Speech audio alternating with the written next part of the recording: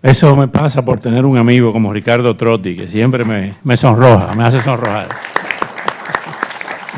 Gracias. Quiero hablar efectivamente del tema ante los retos que estamos viviendo, y me ha pasado igual que el colega mexicano, que al escuchar tantas ponencias brillantes, pues ya no me sirve los apuntes que he hecho y voy a tratar de compartir con ustedes algunas ideas sueltas. Primero, sobre mi experiencia como corresponsal de guerra durante muchos años. Segundo, en los momentos que estamos viviendo, donde ni siquiera se puede distinguir a veces la diferencia entre la duda y la confusión, pues estamos precisamente en esta situación donde la realidad también es cuestionada, donde todas las definiciones que conocíamos hasta ahora están siendo cuestionadas. Estamos viviendo un verdadero cambio en la historia de la humanidad y muchas veces no nos damos cuenta. En el caso de las comunicaciones, en el caso de la prensa, pues definitivamente no puede estar divorciada de todo esto que estamos viviendo. Hay un hecho importante y quiero referirme concretamente, dado que me dijeron 5 minutos, imagínate explicar la historia de la humanidad, la prehistoria y la época en que llegaron los primeros marcianos aquí en 5 minutos.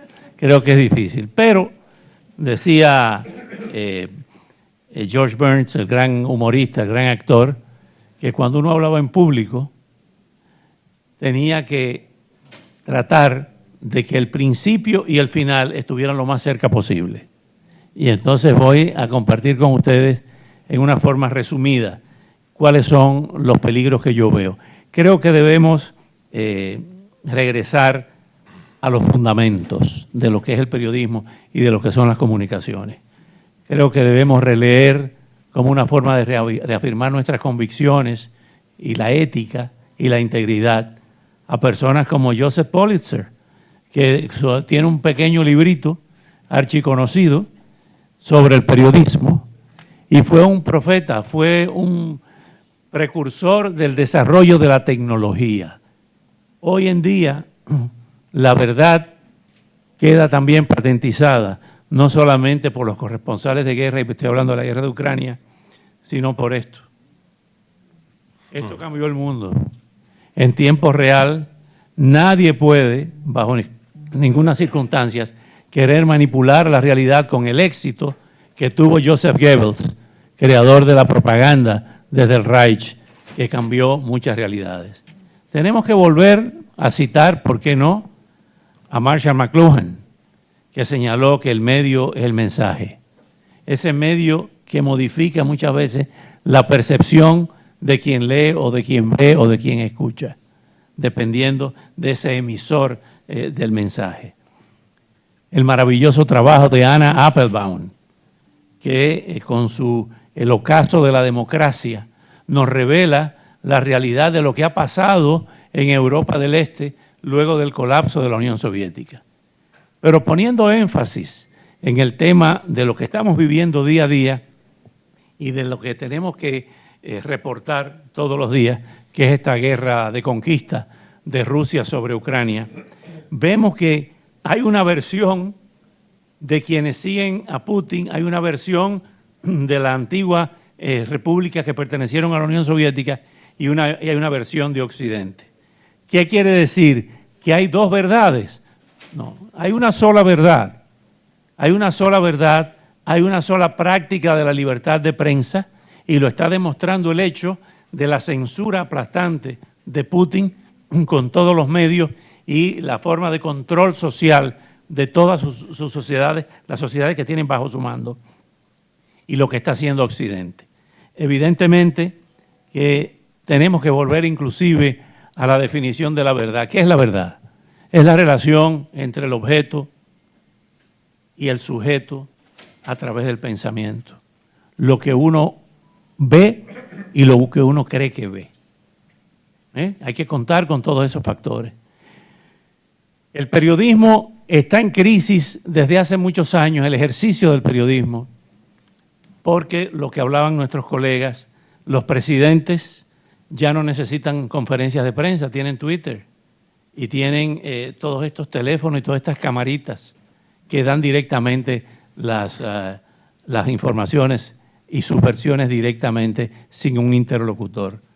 Inclusive el periodismo de farándula ha estado en crisis desde hace muchos años porque los artistas tienen Twitter y se mandan ellos mismos los selfies.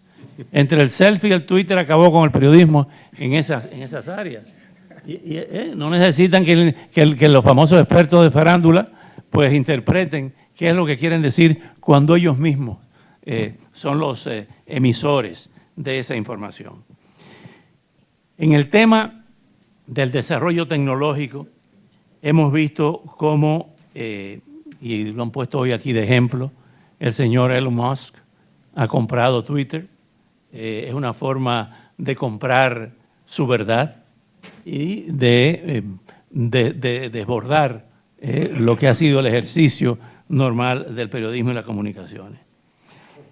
La guerra de Ucrania plantea en sus relatos realidades paralelas, y esto es grave.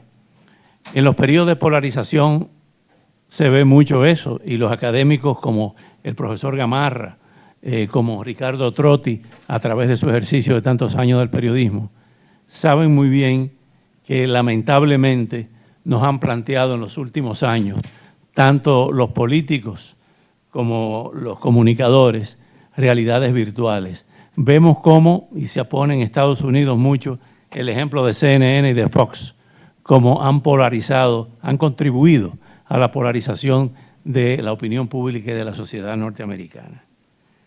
Pero para resumir, creo que, retomando el tema de los valores esenciales en los que nos formamos, de la honestidad profesional, de la integridad de cada uno de nosotros, está la clave para llevar un mensaje directo, un mensaje honesto, un mensaje profesional.